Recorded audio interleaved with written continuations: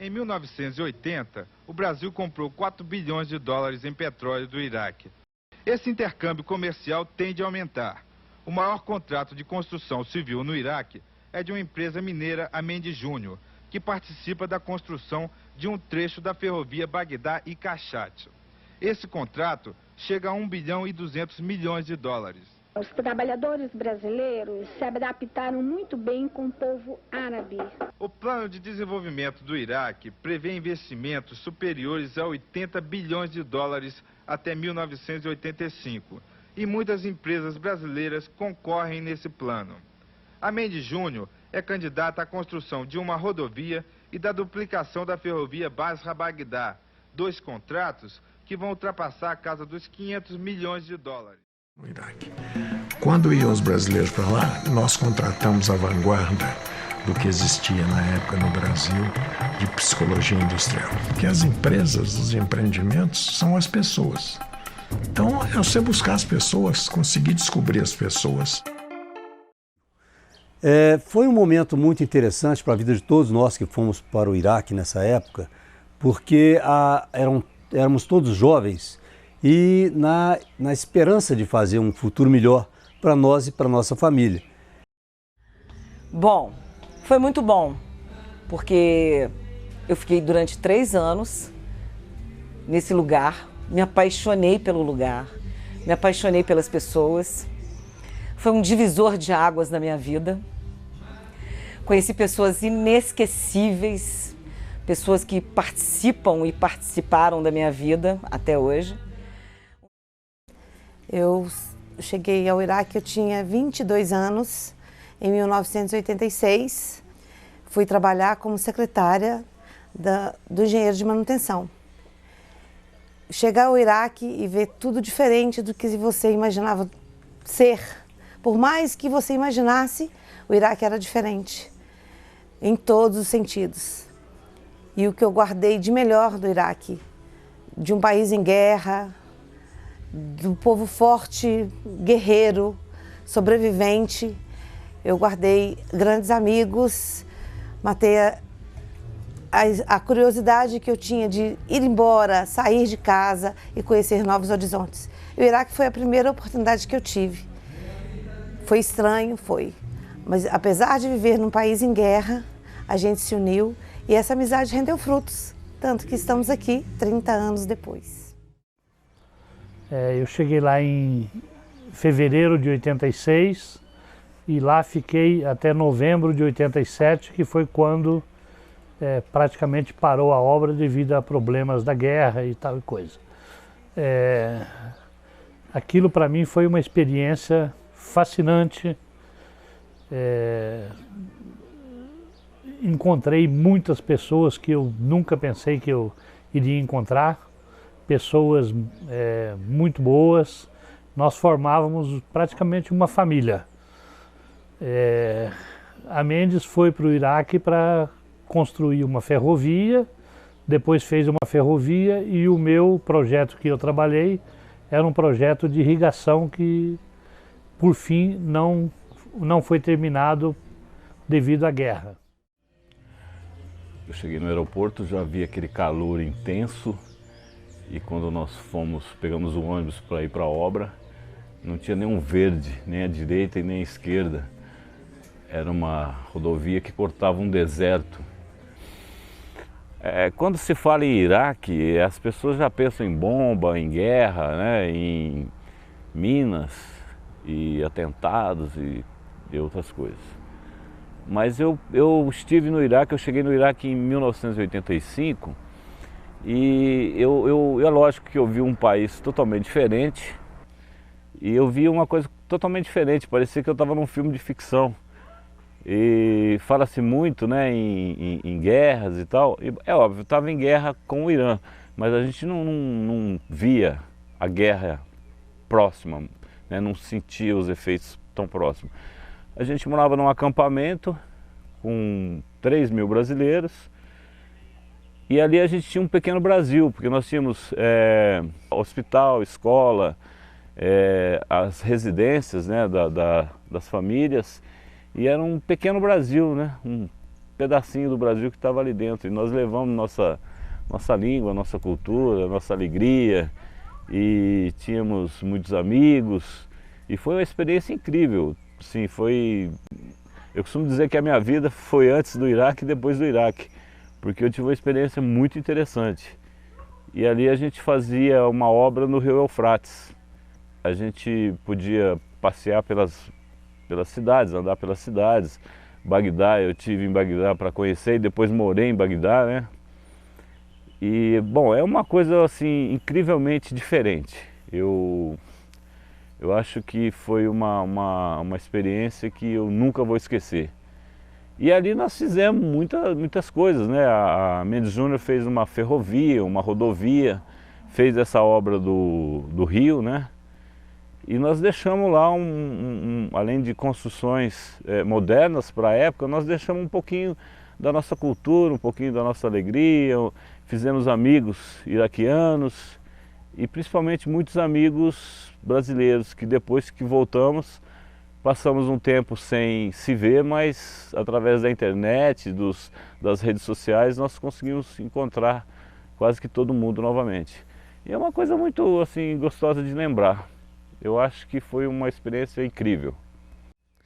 E quando a gente fala que nós levamos um pedacinho do Brasil para lá, é porque no acampamento, depois que já estava todo mundo, que já estava tudo estruturado, nós tínhamos os nossos horários de trabalho, mas também nós tínhamos os nossos horários de lazer, né?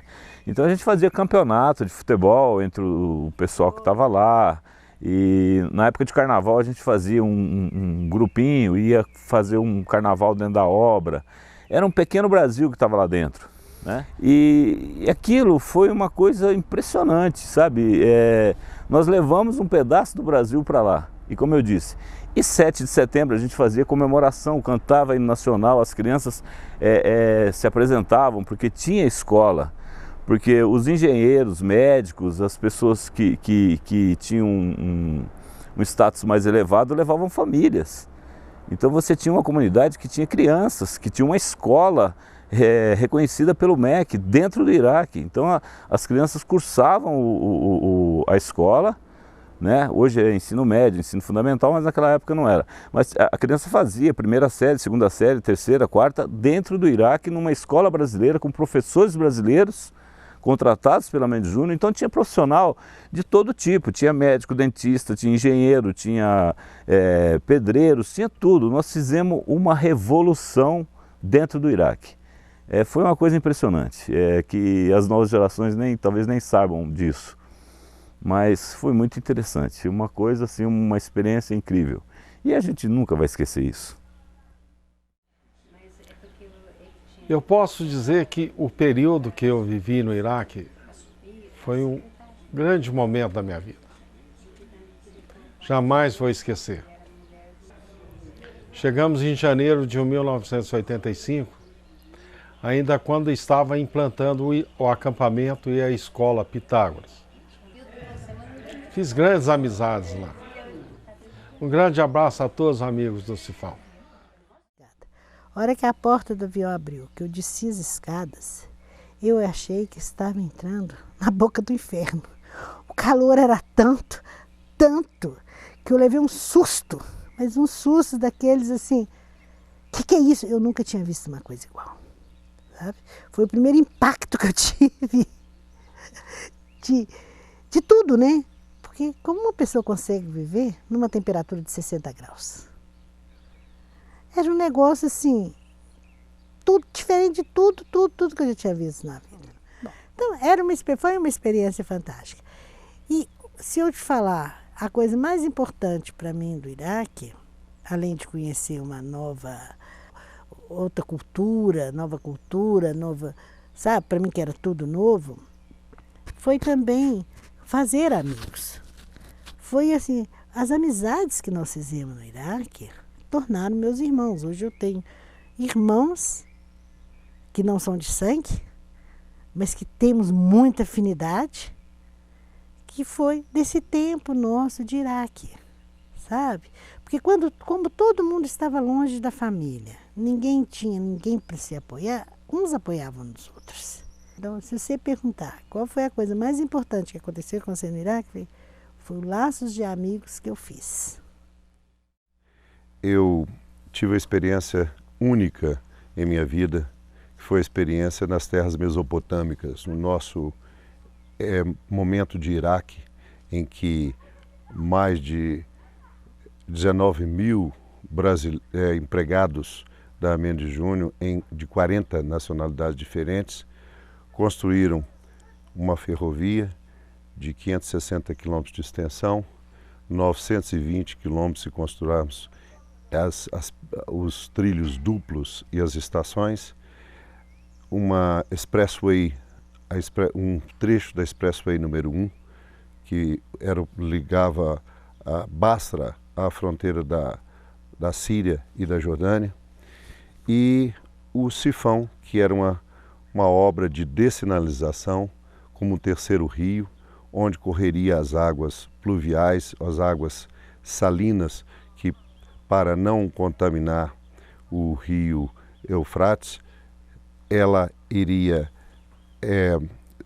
passar de forma subterrânea para um grande lago, Lago Hama, e aí sim transformar toda aquela região em uma região agriculturável.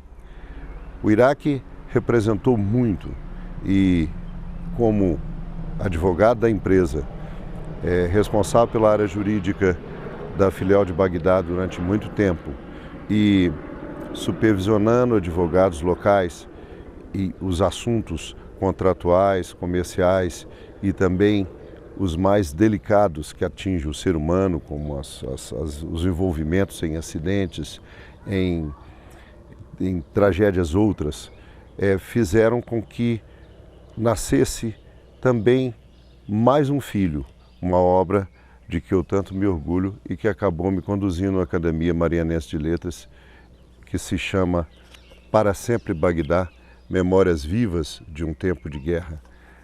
É um livro de ficção e não ficção, de fantasia e realidade mescladas, em que contos que foram produzidos a partir das experiências iraquianas nasceram realmente de fatos reais, de personagens verídicos, que mesclados transformaram aquele conto numa espécie de realidade para nós, porque compreendia várias realidades conjugadas em um só momento e às vezes num só personagem, representando muitos e muitos, como num amálgama de protagonistas de uma história fantástica.